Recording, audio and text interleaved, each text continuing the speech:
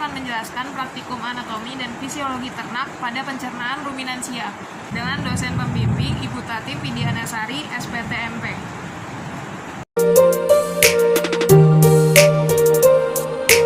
Pencernaan pada ternak dimulai dari kafum oris atau mulut. Pakan akan diolah secara mekanis atau dihancurkan oleh gigi. Bagian gigi pada ruminansia ada gigi seri atau incisivus, gigi geraham depan premolare, dan gigi geraham belakang molare. Gigi seri berguna untuk menjepit rumput. Gigi geraham berfungsi mengunyah makanan berserat. Lalu pakan bercampur dengan saliva yang disekresikan oleh 3 pasang glandula. Ada glandula parotid, glandula submandibularis, dan glandula sublingualis. Kandungan saliva terdiri dari air, garam-garam anorganik, lisozim kompleks, fosfor, dan natrium bikarbonat yang dapat dimanfaatkan oleh mikroba rumen. Berlanjut ke esofagus atau kerongkongan. Esofagus menghubungkan perut dan mulut. Kemudian berlanjut ke lambung ruminansia. Lambung ruminansia itu terbagi menjadi 4 bagian. 3 lambung depan, ada rumen, retikulum, omasum, dan 1 lambung sejati, abomasum. Volume rumen dan retikulum yaitu 70-100 liter. Volume omasum 3-5 liter. Dan volume abomasum yaitu 5-8 liter. Rumen atau perut handuk merupakan bagian pertama dari lambung depan. Makanan dari kerongkongan akan masuk ke rumen yang berfungsi sebagai tempat makanan sementara. Pada rumen terjadi pencernaan protein, polisakarida, dan fermentasi selulosa oleh enzim selulase yang dihasilkan oleh bakteri dan protozoa jenis tertentu. Dalam rumen, pakan akan dibentuk menjadi gumpalan-gumpalan kasar, disebut juga dengan bolus, di mana saat ternak beristirahat, bolus akan dimuntahkan kembali ke mulut yang disebut juga dengan proses regurgitasi. Dikunyah kembali disebut juga dengan proses remastikasi. Bolus yang ditelan kembali disebut juga dengan redeglutasi. Kemudian berlanjut ke retikulum atau perut jala sebagai tempat fermentasi, menyebarluaskan pakan dan untuk dicerna, kemudian menyebarluaskan pakan ke omasum dan mengabsorpsi hasil-hasil fermentasi seperti VFA, amonia, air, dan lainnya. Juga membantu proses ruminasi. Lalu ada omasum atau perut buku. Omasum berguna memindahkan pakan dari retikulorumen ke perut sejati atau abomasum. Omasum juga tempat berlangsungnya pencernaan asam, lokasi fermentasi, dan menyaring partikel yang besar. Kemudian lambung sejati atau abomasum sebagai tempat permulaan pencernaan protein. Kemudian bersiap untuk pencernaan selanjutnya yaitu di usus halus. Perjalanan pakan pada ruminansia dimulai dari kafum oris. Pakan akan dicerna secara mekanis atau dihancurkan oleh gigi, kemudian bercampur dengan saliva. Saliva akan disekresikan oleh 3 pasang glandula. Kemudian pakan akan dibasahi oleh saliva agar mudah ditelan. Dan saliva akan membantu menjaga keasaman pH karena saliva bersifat buffer atau penyangga dari bikarbonat yang terdapat dalamnya. Berlanjut ke esofagus. Di esofagus, makanan akan didorong oleh otot-otot di dinding menuju ke rumen.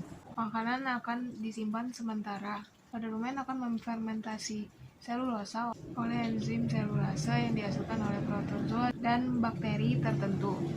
Pada rumen, pakan akan dibentuk menjadi gumpalan-gumpalan yang kasar yang dinamakan bolus. Bolus akan dimuntahkan kembali ke mulut. Kemudian di mulut akan dimamah kedua kali. Kemudian bolus ditelan kembali ke rumen. Pada rumen terdapat mikroba yang mengolah makanan menjadi VFA atau volatile fatty acid. Setelah itu VFA akan disebarkan ke dalam peredaran darah. VFA akan diubah menjadi asam amino dan lain-lain.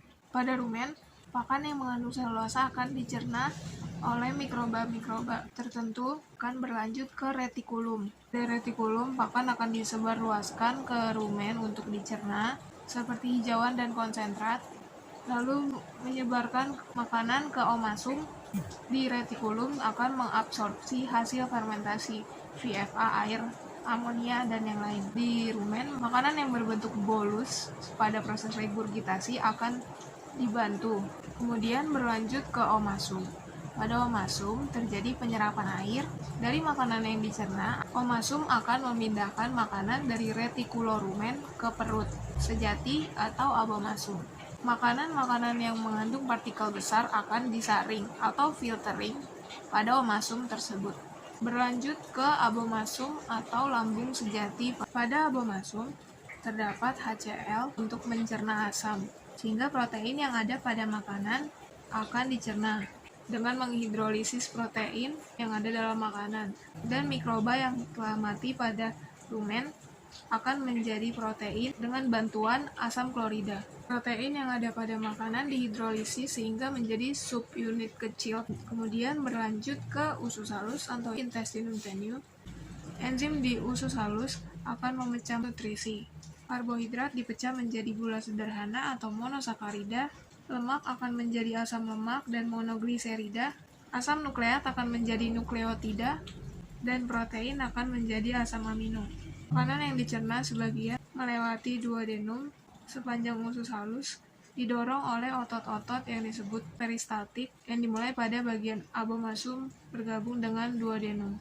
Pada duodenum, saluran empedu yang umumnya membawa garam empedu yang diproduksi di hati akan disimpan ke kantung empedu dan dilepaskan ke duodenum untuk mencerna lemak.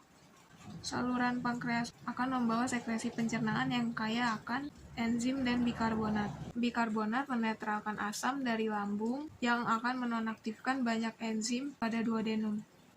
Pada jejunum, terjadi penyerapan karbohidrat dan protein dalam pakan.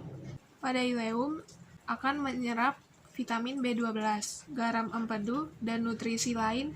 Makanan akan berlanjut ke sekum. Serat kasar pada pakan akan dicerna pada intestinum tenue karena mengandung bakteri tertentu. Kemudian dari sekum berlanjut ke usus besar yaitu kolon. Ada penyerapan air, kemudian usus besar menghasilkan limbah, meninggalkan usus besar dalam bentuk feses, kemudian berlanjut ke rektum, lalu akan didorong ke anus.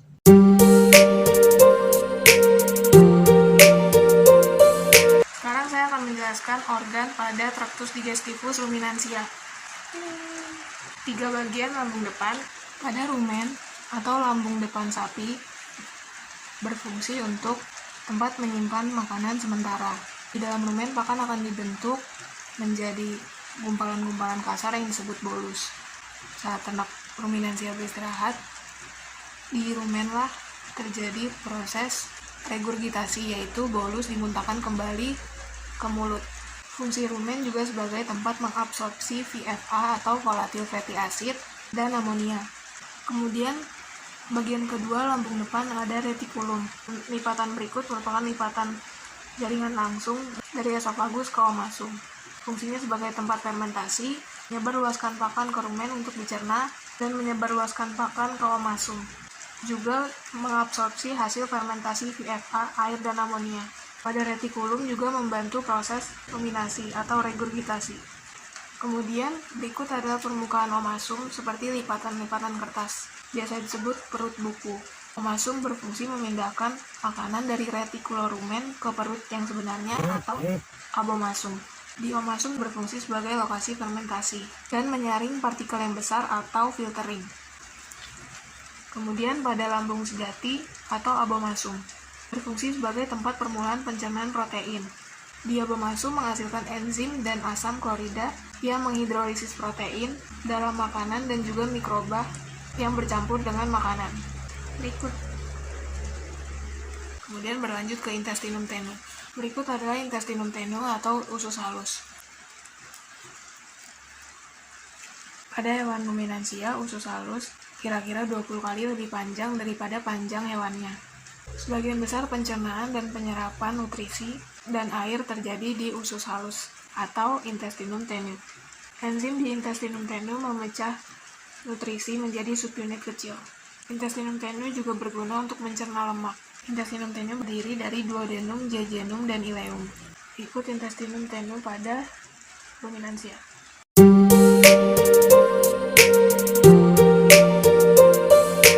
Menjelaskan beberapa mikroba yang bekerja pada pencernaan ruminansia. Bacteroides succinogenes, Ruminicoccus flavefaciens, Ruminicoccus albus, Silobacterium cellulosolvens. Bakteri-bakteri tersebut adalah kelompok bakteri pencerna selulosa yang terdapat di rumen. Kemudian ada Butyrivibrio, Fibrisolvens, Lacnospira multiparus, dan Bacteroides ruminicola sebagai bakteri yang mencerna makanan yang mengandung hemiselulosa, salah satu struktur polisakarida yang penting dalam dinding sel tanaman.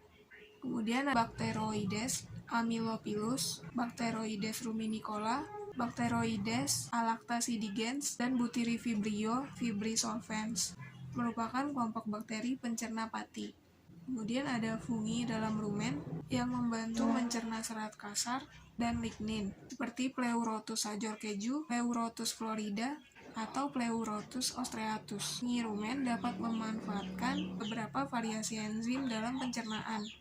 Sekian dari saya, kurang lebihnya mohon maaf. Terima kasih.